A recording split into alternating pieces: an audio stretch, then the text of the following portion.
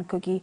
And moments ago, we brought you live pictures from the collation center there in Kogi, where the collation there's now a break in collation to be resumed at 9 p.m. We also understand that for Bayelsa State, collation will resume at noon tomorrow, Monday. We'll also bring you live pictures when that happens. But let's have conversation on some of the developments we have seen, especially in Kogi. Let's bring in our guest, Chris Nwandu. He's a journalist and a chartered arbitrator. Good to have you join us. Thank you very much. Nice to be here. So let's begin with that press release that was just released by INEC, that there will be a rerun election in Ogorimangongo on the 18th, next Saturday, because of developments there as to the field result sheets that they had seen there. INEC said it had done investigation, and so there will be a rerun on Saturday. How do you respond to that? Well, first and foremost, some of us were surprised when we saw that on social media yesterday when it broke. And the question we need to ask yourself and ask ourselves is that how did that happen? How did those people that filled the form, how did they manage to get the form? And where did they fill it? And how come they were able to deliver it to INEC as well? So a lot of investigation. Just cancelling it is not enough. We need to know those that are involved. We want to know the reason for that.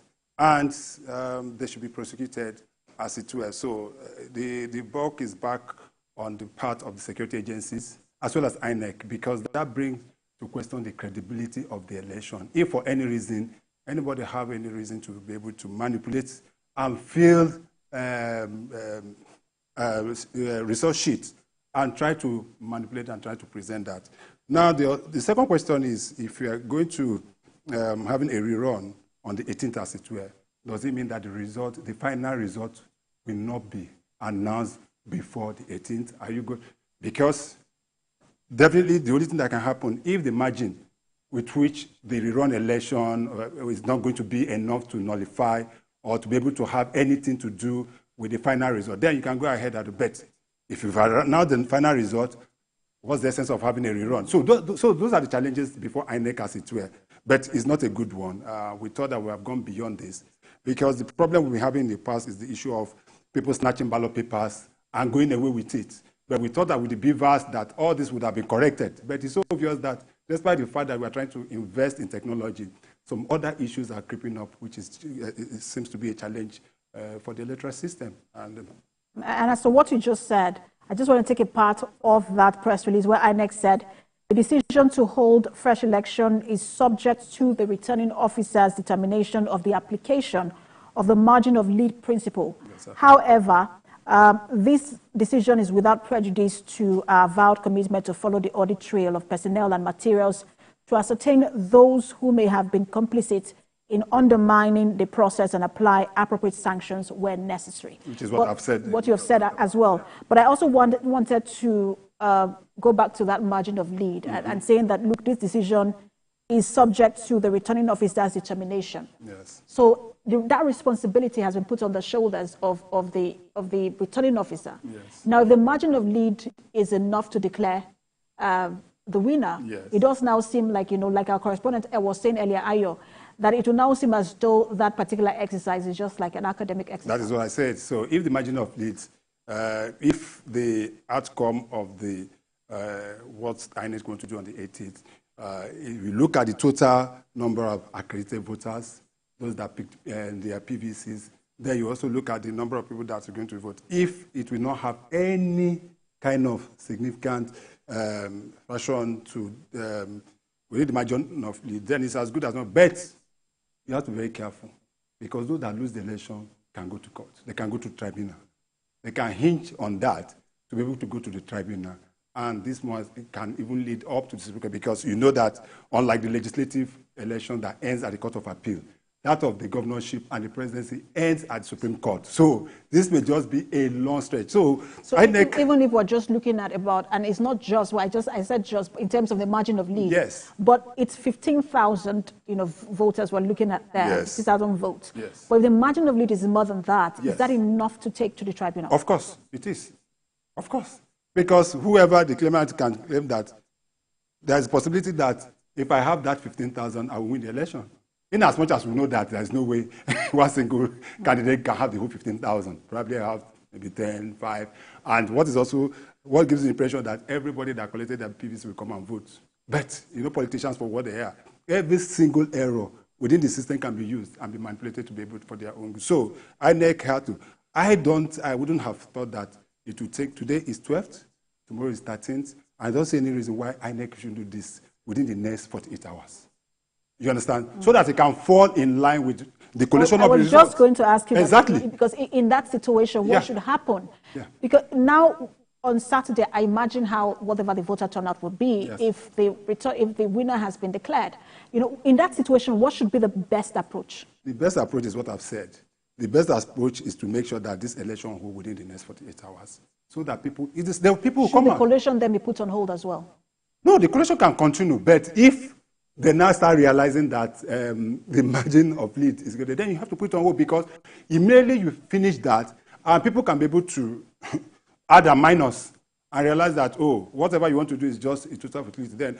But INEC, I think they've just rushed out too early. They have not provided a solution to the problem. The only solution they provide is saying that we are going to have a rerun on the 18th. And today is 12th. You are talking about 6 days margin. Are you saying that the collation should stop on to be able to have that by-election in those rescheduled election in those wards? That is the issue. But personally, if I'm within INEC, I would say that whatever it is, let us continue with the collation. But at a point, we have to just stop and adjourn probably for about 24 hours, 48 hours, so that we can be able to have that election and collate, so that we can tidy up everything within the next 48 hours. That is the best bet. But saying that you're going to leave it for another 6 days, then... And one wonders, if preparation was already made, what would be the factor that would make INEC say 6 days or 6 days more to conduct this election? You already made preparations for that election, so why not just have it? Yes, because why I'm a bit confused there is because I remember before the general election, the INEC chairman, Professor Mahmoud, had an interaction with senior editors. I was there in Lagos, and he told us that there's a backup to whatever they have. You understand? So if you are coming to my constituency or my ward, and we are looking at about 10 or 100 voters, we're having about close to 200 ballot papers, ballot sheets, and the rest of them to be able to put it, so that if there's a shortfall. So what I'm saying in essence is that, are we saying that they don't have enough backup, do you understand, to be able to tidy up whatever marginal losses or whatever they'll be able to realize? It could be that the ballot papers, and probably it's possible that also the Beavers must have, is my personal opinion, probably it has been tampered. There must be some glitches. Maybe there are some glitches that don't, that they'll not come out straight to tell us everything. But they should give us more than what they're just giving. Because, as I said, the credibility of the election is at stake. And every single Nigerian have a right to vote, in as much as I come out, which is why, if you see within the Electoral Act, is that if you come out and you are within the polling booth, even at the expiration of the time frame put in place for voting, once you are at that point, you can still vote. So even if it's, the voting ends at 2, if you are there, if they are going to stay till 4 for everybody to vote, they must be able to do that. We've seen cases where they actually stay through the night. You've forgotten that they stayed the night till almost through the night. We are using lantern and the rest of them. That is what the electoral are. So you cannot defranchise anybody. But the question is that, why is it that INEC is waiting till the 18th? Then there are more clarification needs to be made. So I also want to take a part of the statement. And it says here, further to, no, this is the part. We received reports of similar and other incidents in Adavi, 5 polling units in, this should be, I don't want to mispronounce this name, but so let me just leave it. So Ajaokuta is there, 5 polling units. There is Okehi, which is 1 polling unit, as well as Okene, 5 polling units. And so results from the affected polling units have been accounted for in Form EC40G for the 4 local governments. And so people are, this local government yesterday also were, a bit problematic. And INEC had released a statement. But it does look like the results now have been accounted for and they've moved on with it. Just Ogori Magogo, where there will be a rerun. But it doesn't seem like it's sitting well with some of the party agents, with some of the conversations we were having earlier. Of course. At the coalition center. Of course, the party agents will be agitated. Don't forget that yesterday, INEC came out to say that I think about nine wards or 9 we are put on hold or we are suspended and the rest of them, which is why some of us, immediately INEC came out with the statement last week that wherever there is any level of violence, that they are going to cancel the results in those wards. And someone like me said, how are you going to do that? You know why? Because our politicians are so taxed and they continue to reinvigorate themselves. There are instances where you see that candidates send their thugs to areas where they know they don't have enough stronghold to go and cause problem in those areas so that those wards and those polling units can be cancelled. Which is why I have always said that INEC should be very, very careful. You know, the statement by INEC on that is just like a double-edged sword, which could cut it apart. Yes, we want to cancel, you have to discourage people from vandalizing and trying to disrupt the election, but you have also asked yourself, if most of the people that come, some of the people that come to disrupt the election are not people that feel that they are shortchanged or they feel that, oh, this place is not our stronghold, so let's go there and cause problem so that it can be cancelled. So if you understand my logic, so those are the kind of things that we have to be very careful. It's like the pros and cons of INEC's policies. Those are very, very, they have to be very, very careful, because at the end of it all, because if INEC is able to get it right, some of the issues that generated from the 2023 election won't be having it. There are a lot of litigation. I was surprised somebody was saying that we have less, we're going to have less litigation. We had less litigation from the 2023 election. It's a lie. It's a lie. Because you could see the overturn, how the tribunals we are turning out and, you know, cancelling most of the results, upturning the results and the rest of them. The problem starts from INEC. And you know, for that, people were focusing so much on the presidential and not seeing how it was impacting on the gubernatorial and the National Assembly elections. Exactly. And the State Houses of Assembly. And that is where the issue were. So by the time we were able to sort out the presidential, it was there that would now have the people who eyes were, oh, you see that someone, a senator, will have his election nullified. There's a good example, like the Minister of Labour, who presently is a minister, but has gotten judgment to go back to the Senate. You understand, from Plateau State. And that has been if you look at the House of Representatives, look at so many of the things that were over to look at the Senate, even the State Houses of Assembly, the same thing.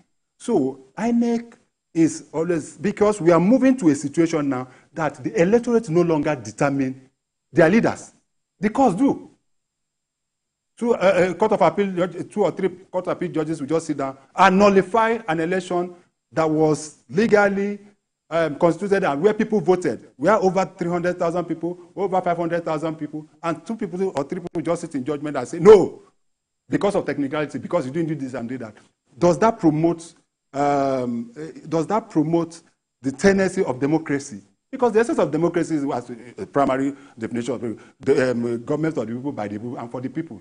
By the time you remove that franchise from the people, those that elected the people to go there, and just somebody just wake up and just rely on the court and say, the court pronouncement and say, no, you are no longer the senator. Then the interest of the people, you have been able to remove that franchise from them, from elect, irrespective of however we look at it. So those are the issues as it were, which is why we said that INEC, and this is supposed to be an obstacle election, an off-season election, just 3 states. We are not talking about 36 states here. We are not talking 36 states and Abuja.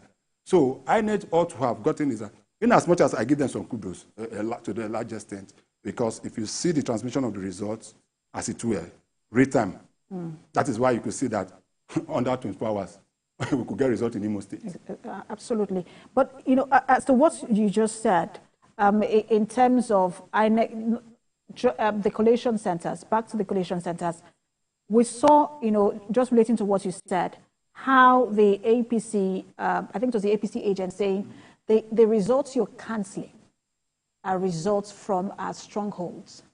And you're cancelling them, it's impacting, you know, on us. Exactly. Now, whether that's true or not, that is, you know, that's it. But what's the best decision in that regard? So that, you know, you're not also robbing someone who feels like I've done well in this area, it could have helped my case, you know, or it could have helped my own vote, and now you have taken them out, I am losing. I think, in as much as I like the new electoral acts, but it seems that we're giving so much power to the returning officers because he has the power to cancel. And that decision is final. Decision is final. Except you then go to the court. Except you go to the court. That in itself is, there's no power that should be absolute, which is why within the court, within our realm, within law, which I read, that is why you have the lower courts, the mid courts, and the Supreme Courts. Okay? If you are the High Court, you take a case to the High Court and you are not satisfied, it's against you go to the Court of Appeal. After the Court of Appeal, if you are not satisfied, you go to the Supreme Court. After the Supreme Court, the only person you can appeal to is God, Baba God. That is it. so you say, that is just it. And in law, there's a difference between morality and law, basically. So I think it basing so much power, because how do you know that the arrow is not going to be corrupt? How do you know that it cannot be compromised? We are human beings. There's this saying that every man has a price. I don't know whether it's true. I probably don't have a price. But you don't know what offer can be given that the normal seeking that you know about, this seeking can do, you'll be shocked. I'm human. So how are you sure that? So if you leave that power to just a particular person, I say that you do understand. So he uses his discretion. He's going to use his discretion to be able to attend to that. But there have been instances where they have used that discretion, and when you review what they have done, you see that they are fallible. There are certain instances that they did not follow certain criteria and the rest of them, which is why when the court comes, they see those loopholes and not the result. So I think we should try to take away that so much power that we're giving them at that level. That should be a second check. That is why if you look at during the collation, when there's any objection by any of the party agents, what the person announcing the result is say, here, yes, we'll listen to you, but we don't have any power. I was going to say that. I'm sure you've heard that several times. Say that because yes. That has been the recurring, problem or challenge for lots of political parties. Yeah. That they cannot resolve their issues at that level. Yes. But people have said, look, you have a lot of stages. There is the polling unit where your party agents sometimes have even signed. And then you go to the ward level, the local government level, before you even get to the state level. So should it be at the state level where you're reconciling all of these figures? So because it's really confusing for, it is an issue where people are a bit conflicted, on what side to lean. Because the ROE says, look, go to the tribunal, I can't do anything for you. But what can be done or what should be done at that level? We are able to project this idea is, if you are not satisfied, go to court. That is how become part of our electoral system. Now, if you are not satisfied, go to court. So that a lot of impunity comes into play. I personally feel that some of this complaint may be genuine. But because of the fact that the agents have followed through and felt that the only place where their voice will be heard is at the point of collation. You know why? Most of the time we put, especially within the state, at the state level, because journalists are there. Cameras is on live television. So it's just like you say in my place that when a hawk carries just a little chicken that says shouting and woo-woo, it's not that it's shouting that the hawk that picked it will leave it. That's just like the whole world here that have been taken away. You understand what I'm trying to say? So for them, because alternative to that is resorting to anarchy. So if you don't give them opportunity to ventilate their anger and what they think, and another side to it is that Nigerians don't like losing. That's the factor. I've never seen a politician in Nigeria, probably maybe Goodluck Jonathan. I have not seen, you may correct me, a politician in Nigeria that will lose an election and say, no, it's okay, I congratulate you. Irrespective of the fact that he knows that, yes, he was beaten around as well. But the fact is, oh, no, it's not. Then you go to court. If the court favors you, say the court is the last one, the common man. If the court doesn't favor, the judiciary have been compromised. That is our system. That is our system. That is how far we've gone. But I still believe that some of the issues, instead of just saying, leave it to the court, leave it to the tribunal, the courts are overwhelmed already. Our judiciary is overwhelmed. The fact remains that they have so many cases on their hand. You have the financial issues, you have criminal cases. Now you are bringing, but good enough. The only savior here is that we'll now be able to, through the electoral act, we'll be able to put a time frame to electoral matters. You remember in the past, even governorship, for years. Governorship, petition, and the issue relating to it could last for 3 years. In fact, there was a presidential election that in Nigeria, I don't know which one was it, that lasted over 3.5 years. It was about 6 months to the end of the tenure of the president, of that particular president. But the electoral had to be able to narrow that, it has to be between 60 days, it has to be within 90 days and the rest of them. But if we can be able to get our electoral system properly, our electionary, and all issues relating to election, some of these litigations, I can tell you also that, in as much as I say, yes, some people, Nigerians are very funny, there are still some people with good conscience that we know that, yes, I didn't perform well. If the evidence before them, they see that, yes, I didn't have enough vote, this is the man that was elected, all well and good, congratulations. It's like a football match. Well, there are people, because again, we always have to look at both sides. There are people who just want to take the opportunity to disrupt the process. We've seen it at a national level, we have seen it at a state level. There has to be a balance. Perhaps what INEC says, look, go to court. But I will put you on hold on that. We'll continue that conversation.